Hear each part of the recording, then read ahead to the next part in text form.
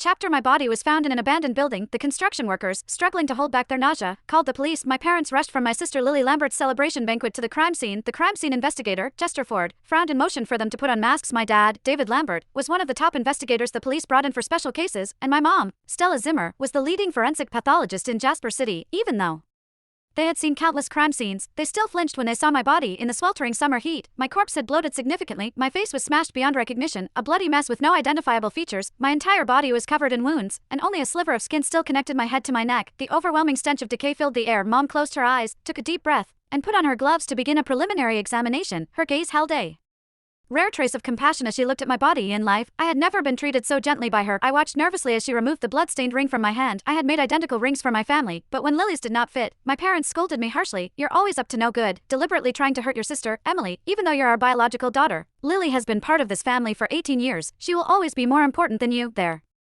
Angry voices still echoed in my ears, but I believed my parents loved me. Surely, they would recognize the gift I gave them. But Mom's expression did not change. She simply instructed her assistant, Ruby Gomez, to put the ring into an evidence bag. I should not have hoped. In their hearts, I never existed, even though I was their biological daughter. My brother, Eddie Lambert, once told me that Mom and Dad adopted Lily because they could not find me after I was kidnapped.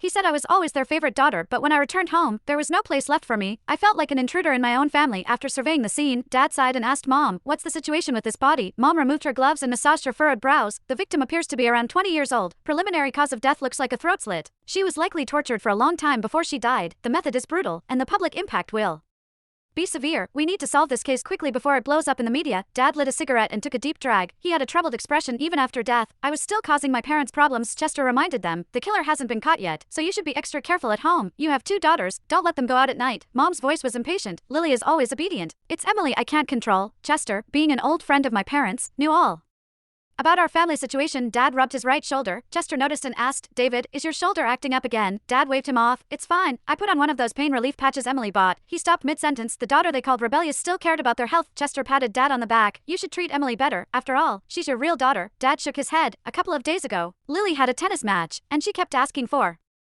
Emily to come watch. But Emily, she picked up the phone and then ghosted us. Lily was so worried about her sister, she only got 3rd place. Emily hasn't been home in days. Who knows if she's dead out there somewhere. Kids you didn't raise yourself just never turn out right." Hearing my parents' complaints and accusations, I felt a chill in my heart. Mom, Dad, it was not that I did not want to come home, I just couldn't anymore. The ungrateful daughter you talked about died the day you were at Lily's tennis match. My body was now right in front of you. Chapter at the case briefing. After listening to my mom's autopsy report, the officers all had somber expressions. My death was gruesome, making facial identification impossible. The abandoned building where my body was dumped was not the original crime scene, significantly increasing the difficulty of solving the case.